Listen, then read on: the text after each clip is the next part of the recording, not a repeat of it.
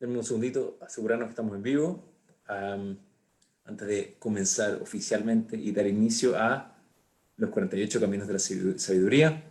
Am, Creo que ya estamos. Ahora sí, ahora estamos en vivo. Hola a todos, buenas noches a todos, queridísimos amigas y amigos. Bienvenidos a una nueva edición de los 48 caminos de la sabiduría, aquellos caminos que nos permiten optimizar nuestra vida, sacar el máximo potencial, herramientas prácticas basadas en la enseñanza de Ranoch Weinberg, pero basadas en realidad en la Mishnah, en el Tratado de Avot, que nos permiten de alguna manera sacar lo máximo de todas nuestras experiencias, lo máximo de todas nuestras vidas.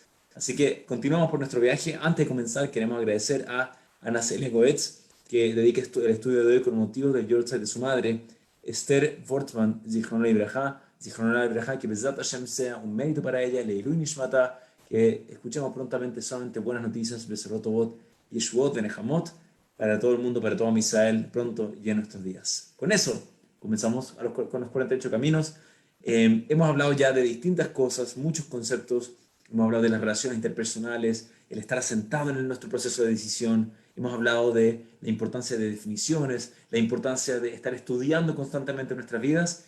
Y ahora pasamos al próximo de los 48 caminos, camino número 14, que se llama Bemikra.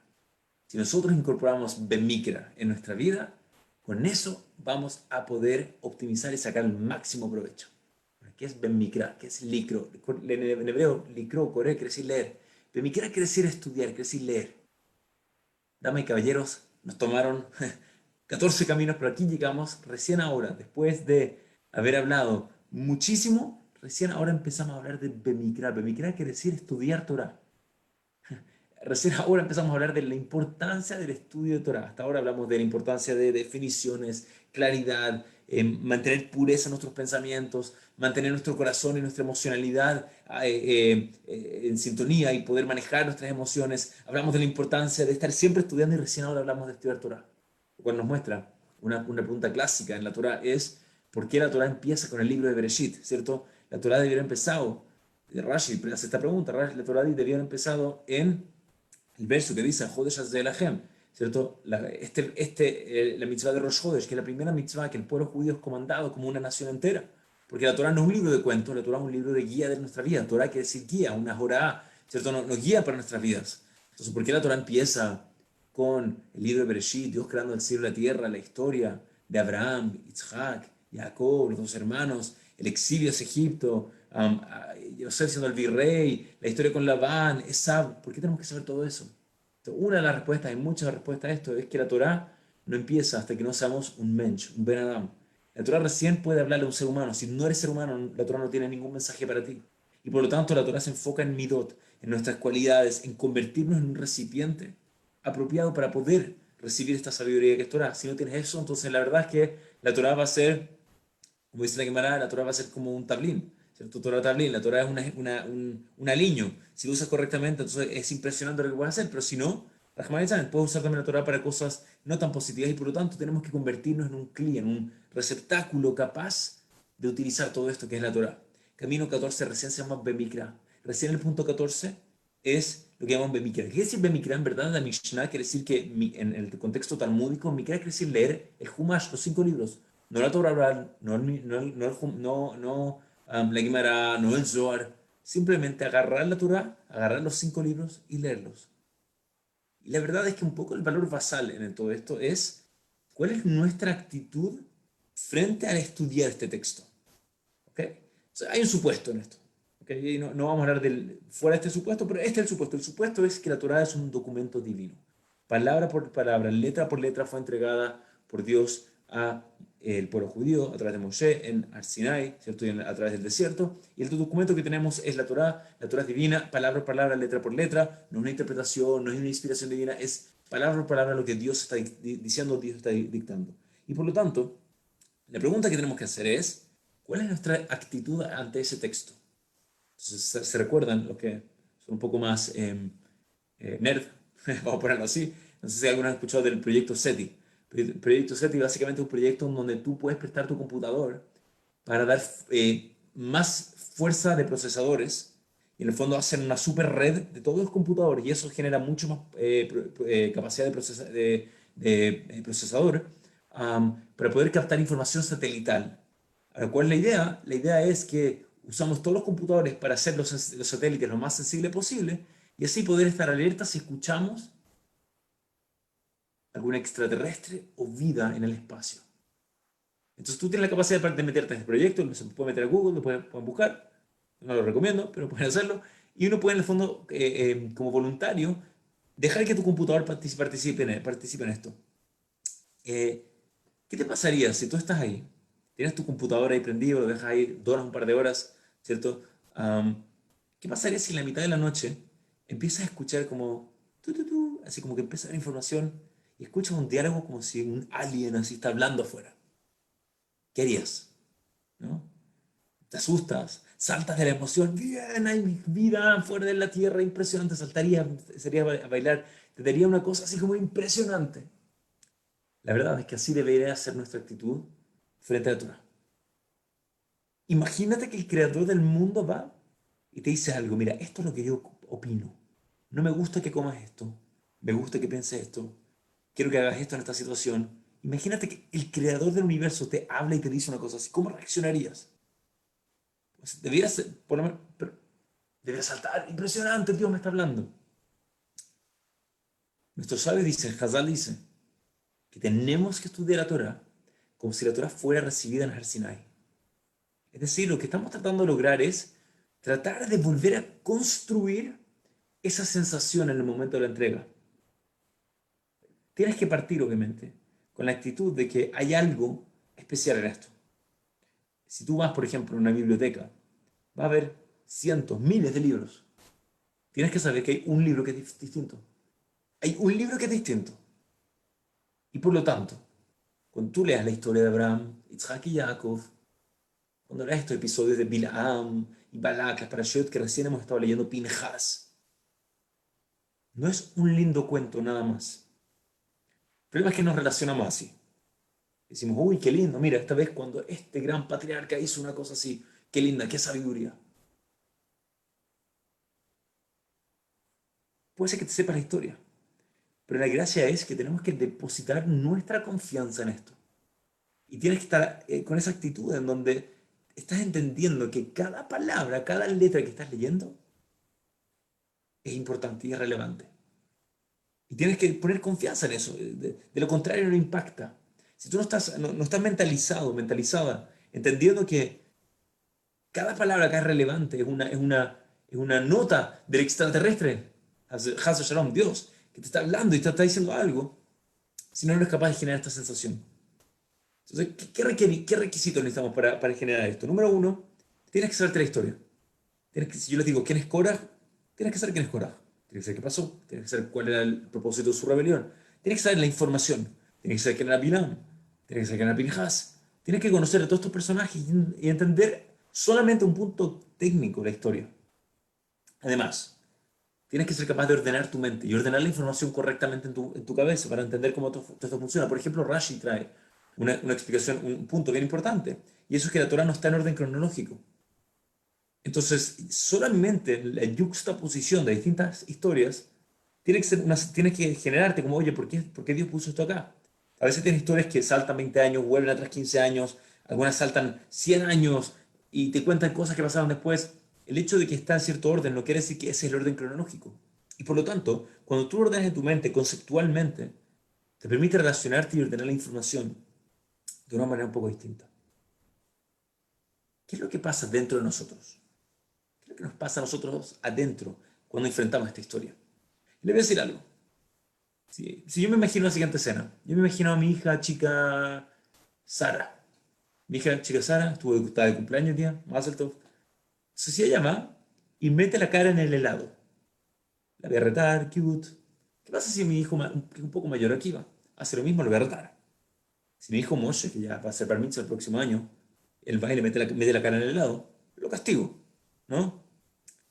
Porque si alguien sigue haciendo lo mismo después de 5 años, no es lindo, no es cute, ¿cierto?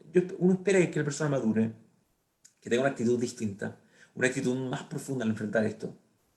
Y por lo tanto, la gracia es que nosotros, a medida que vayamos madurando, vayamos viendo la vida de otra manera.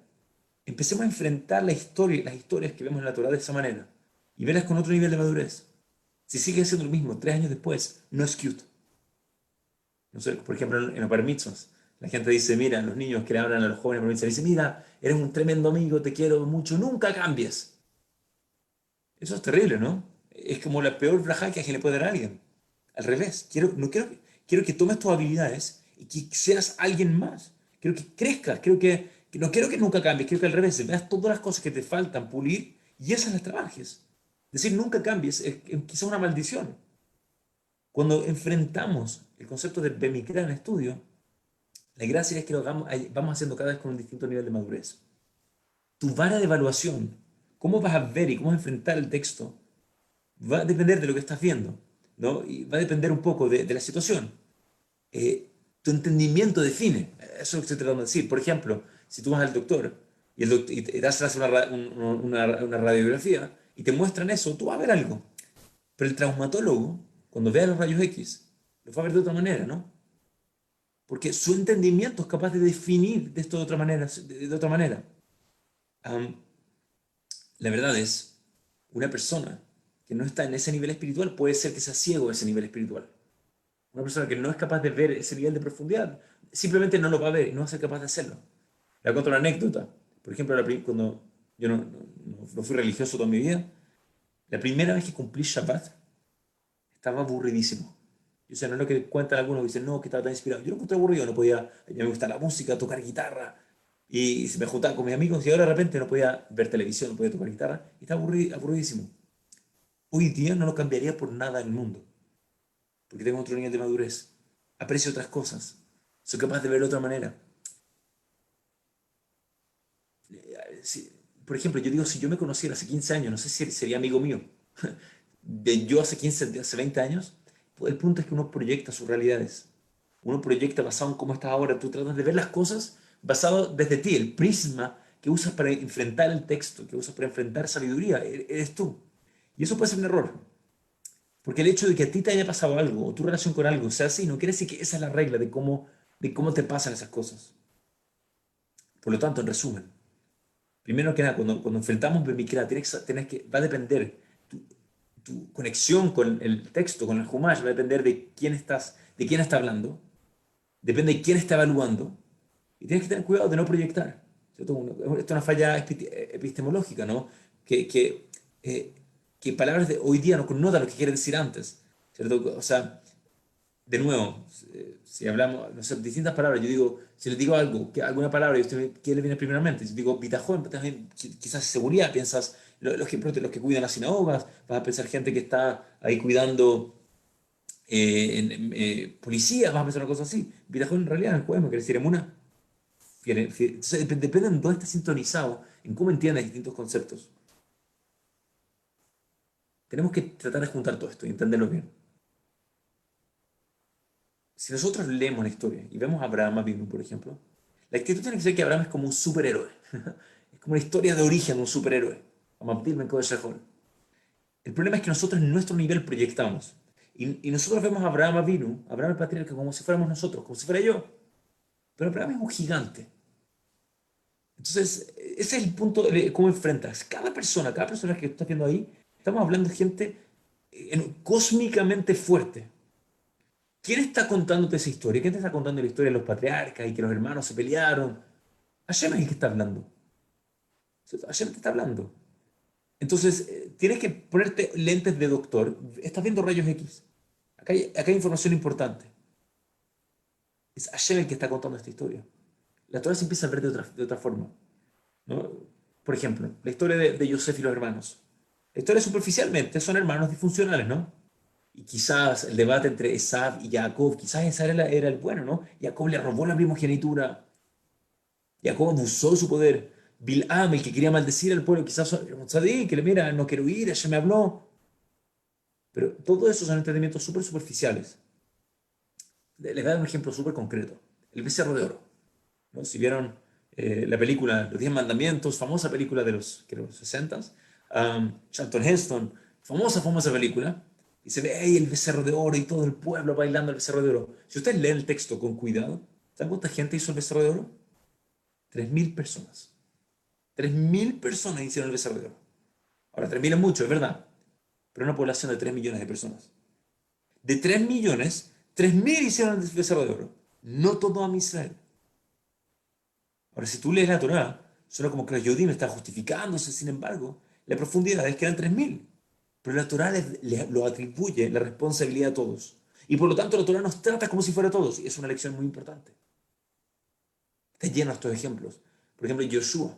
Yoshua, cuando termina los 5 libros, el primer libro es Sefer Yoshua. Yoshua entra a conquistar Israel. Y entraron a una guerra, entraron con la ciudad de Ai. Y la Torá nos cuenta que murieron 36 personas. En una guerra no es tanto, o sea, Dios nos libre, pero 36 no es tanto. Ahora el problema cuál es, si Hashem te está ayudando y muere una persona, es un número catastrófico, porque si Dios está peleando la guerra, no debía morir nadie. Entonces el hecho de que hayan muerto 36 personas era bastante extraño. Viene el profeta y le dice a Misael, dice, Hashem está muy enojado, porque alguien tomó el botín que Hashem dijo que no tomen. Alguien se agarró algo del botín de las guerras de conquista de la tierra de Israel y se lo guardó. ¿Cuánta gente guardó el botín? Una persona, Aján. ¿Se acuerdan lo del Jerem? Una persona. Una persona. Y eso la Torah lo cuenta como que fuera algo terrible, catastrófico, como que todos habían robado y como que todos habían muerto, una masacre. 36 personas murieron, una persona sacó el botín. Imagínate una ciudad con un criminal. Y que de todos los crímenes solo mueren 10 personas, 30 personas, de poblaciones de 3 millones de personas. Sin embargo, si tenemos sensibilidad de que Hashem es el que está peleando, entonces los números son terribles. Como decía Rand Dessler, tienes que ver de quién estamos hablando, quién está hablando y las circunstancias. El nivel de expectativas se hace muy alto cuando estamos hablando de este nivel de gente. Y la verdad es, eh, la gracia es que cuando veamos esta historia, estos gigantes, en vez de achicar la personalidad y la grandeza de estas figuras y ponerlas en nuestros niveles, sino que debiéramos tratar de expandir la realidad y ver la luz que hay detrás de esto. ¿Cierto? La respuesta rápida es, si tú ves la historia de Yoshua, es que, son todos ladrones. Obvio, si tú estás pensando, mira, viene nadie te vio, te puede llevar un botín de guerra, un poquito de oro acá, un poco allá, todos los soldados lo hacen, pero ese no es el calibre de gente que estamos hablando. El error fue sutil, pero fue un error igual. El problema es que la gracia, lo que tenemos que evitar hacer es achicar esa profundidad y verlo en nuestro nivel. Todos podemos ser grandes, todos podemos ser gigantes en este sentido. Ahora, esta gente era increíble, porque Shem nos creó para ser increíbles. Y por lo tanto, hay muchísimo que podemos aprender de esta gente. La Gemara dice en varias partes, y da varios ejemplos, que si tú piensas que la generación del desierto pecó, estás equivocados. Están equivocados. En serio. Como que el que escribió Salina en Talmud no leyó la Torá. Porque si tú lees la Torá, suena como que el pueblo judío se equivocó muchísimo en el desierto. De hecho, una de las pruebas que la Torá viene a la Torá es un documento divino, es interesante como la Torá es casi antisemita, como critica al pueblo, ¿no? O sea, cómo una gente puede tener un libro y amar ese libro, que todo lo que hace el libro es decirle que se equivocaron y quiten que se te suba y esto y tú en este error. No hablamos de la grandeza del pueblo. No, bueno, ok, es un punto aparte. El Talmud dice que si uno piensa que en la generación del desierto se pecó, estás equivocado. Pero un segundo, la Torah dice que se equivocaron. Se déjame verlo más allá, la historia, la siguiente historia, Rav Leuchter, un rabino en Jerusalén. Él contó un ejemplo. Contó que una vez estaba en un matrimonio y se casó una pareja y estaban los Shabarajot, las comidas después que se hacen, donde se celebra y se invitan las familias. Y un rabino llegó a la comida y Rav Leuchter dijo, ¿sabes qué? Tengo que dar una lección a esa persona. Había alguien que había hecho algo inapropiado allá y no sabía cómo decirle. Entonces se levantó y empezó a contar una alegoría y dijo algo así como, mira, la gente inteligente tiene un problema, que a veces que su problema es que intuitivamente ve la respuesta. Nosotros tenemos que reconstruir las cosas, no verlas de manera intuitivas. El problema de una persona inteligente entonces a veces es que no puede sacar su potencial, dijo. No hacia el novio, le estaba hablando a los novios. Acuérdense, esto era un discurso en los Shabrajot, pero el novio no es así. Porque además de ser muy inteligente, se dedica a la novia y saca su máximo potencial y se construye y es un tzadik y mira cuánto se quieren, es impresionante. Cuando terminó el Bartorá, él en realidad estaba hablando a los novios, pero le estaba hablando también a esa persona que había cometido el error. Esa persona, cuando terminó todo y se estaban despidiendo, la persona se acercó, le dio un abrazo y le dijo gracias. Creo que sé lo que tengo que hacer. Rav Leuchter dijo que la Torá, si la Torá habría escrito este evento, habría dicho, Rav Leuchter mató a alguien. O sea, si hubiese, si hubiera, porque en esa situación está hablando de algo muy fuerte, una situación muy fuerte, una crítica en público, y quizás hasta matarlo, pero no lo mató, le dijo un par de palabras. Quizás alguien puede ser que lo pudo entender, era todo muy sutil. Pero la Torá, en ese nivel, trata a alguien como si hubiese hecho una cosa así. Desde el punto de vista de la gente, obvio que es un tzadik, pero cuando Hashem está viendo y está viendo el potencial, estamos hablando de alguien muy grande, entonces el nivel, la vara está mucho más alta. Desde el punto de vista de Hashem, dice que es un asesino. Ahora tú te imaginas que una persona con una pistola, pero la escena, ¿verdad? Una escena con puras mitzvot y puras buenas acciones. El problema es que nosotros estamos proyectándolo desde nuestro mundo interno. Y por lo tanto, agarramos el lenguaje de la Torah y proyectas lo que tú conoces y tú entiendes, y en verdad no entiendes nada. Proyectas la palabra asesino en tus circunstancias en la Torah, y eso no es lo que la Torah está tratando de decir. Yosef y sus hermanos. Los hermanos deciden que van a matar a Yosef. ¿Conoces a alguien así de disfuncional? ¿Cómo puede ser que de las 12 tribus?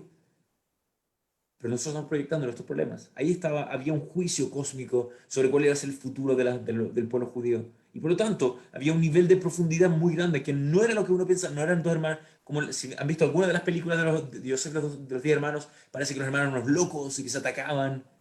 Acá estamos hablando de gente a un nivel tremendo. Y la gracia no es aproximar las cosas, ¿cierto? Cuando la gracia no es empezar a aproximar las cosas y tienes que tratar de verlo correctamente. No podemos proyectar a los Yehudim del desierto. Hazal lo llama que no pecaron para nosotros sería una mitzvah lo que ellos hicieron. Si nosotros nos conectamos correctamente con lo que ellos pasaron, entonces en realidad es una mitzvah. Por ejemplo, en la Torá está prohibido robar, ¿no? Imagínate lo siguiente. Imagínate que hay un Yehudí, un judío de Kuala Lumpur, muy lejos, y se acerca, y viene a la sinagoga, viene a nuestra sinagoga, y se sienta al lado mío. Y yo estoy ahí estudiando con un jabruta, uno a uno, estamos estudiando. Y viene y me empieza a hacer preguntas. Eso es natural, se llama robar. Eso es quién va, porque está robando el tiempo. En mi libro va a decir que robó, pero en su libro él está siendo un superhéroe. Él está creciendo, él está buscando crecer. La misma acción va a depender de quién estamos hablando. Si yo hago eso, si yo voy y le robo el tiempo a alguien, entonces en mi libro va a decir que tú eres un ladrón. En su libro va a decir que es un superhéroe. Entonces tenemos que tratar de enfocarnos correctamente a entender cuáles son las interacciones que están pasando acá. La vida de Abraham es fascinante o aburrida. La vida de Abraham vino. Entonces, la verdad es que la Torah dice, ve Abraham Zaken Baba Yamim. Y Abraham fue mayor y fue en días, Baba Yamim, y pasaron los días. Vienen estos sabios y dicen, ¿qué quiere decir fueron sus días? Quiere decir que cada día de su vida era un día que valía la pena. Hay algo importante que nos permite entender algo profundo de su vida. Y nosotros tenemos que vivir una vida así. Y la idea es que empezamos a incorporar Bemikra. Eso quiere decir que empecemos a abrir el libro, el texto de la Torah, con buenos lentes. ¿Cierto? No podemos leer, de nuevo, hay muchas cosas que nos exponen a problemas, por ejemplo, traducciones. Las traducciones tienen un problema, que son interpretaciones. El hebreo es un lenguaje tremendamente profundo, con las palabras, las letras, la puntuación, no hay comas, y por lo tanto cada palabra está amplificada por 1000, el valor numérico de las letras. Entonces, por lo menos, empezar a entender que hay algo pasando que es mucho, mucho más grande y mucho más profundo. Y esa es la actitud que tenemos que tener al verlo, al enfrentar el texto. La actitud de quién está hablando, sobre quién está hablando y qué yo estoy proyectando en este texto. Si logro hacer eso, entonces voy a poder enfrentar correctamente de Mikra, que empezar verdaderamente a leer el libro correctamente. Y la verdad es que sin mesura, sin tradición como leerlo, en realidad el libro es un libro cerrado, porque no somos capaces de dimensionar, ¿no? Si no tengo la tradición correcta de cómo leerlo, entonces ahí aparece el Dios castigador del Antiguo Testamento, o es el Dios del amor. ¿Quién es el Dios que está hablando? La verdad es que si no tienes la actitud correcta, vas a sacar las conclusiones incorrectas y no vas a sacar la profundidad y la grandeza de Ben Mikra. Si somos capaces de incorporar Ben Mikra en nuestras vidas, es impresionante lo que podemos obtener y lo que podemos sacar. Bezdat Hashem, que somos capaces de incorporar en nuestra vida Ben Mikra. Empezar a leer el texto, el nivel más simple, con la actitud correcta y con lo que todo esto implica. y que Besat Hashem esto sea un zehut para Esther Fortzman, Zichron Lebrajá. Le agradecemos nuevamente a Ana Celia Koetz que dedica el estudio y le dio a su madre, que Besat Hashem sea un mérito para ella y que prontamente para todo el mundo escuchemos buenas noticias, Besorot y Yeshuot de Nahamot, solamente cosas buenas, creciendo en Torah Mitzvot Maasim Tovim, que prontamente salgamos de todas estas dificultades con salud, con todo, con Parnasá, con todas las cosas, como con las dificultades que están, pero que salgamos a una Geulá prontamente. Y les deseo a todos que tengan una muy, muy buena noche. Cuídense mucho. Mi nombre es Rav Jake Benjo. Nos veremos prontamente la próxima semana, misma hora, mismo lugar, continuando con los 48 caminos de la sabiduría. Que tengan todos una muy buena noche.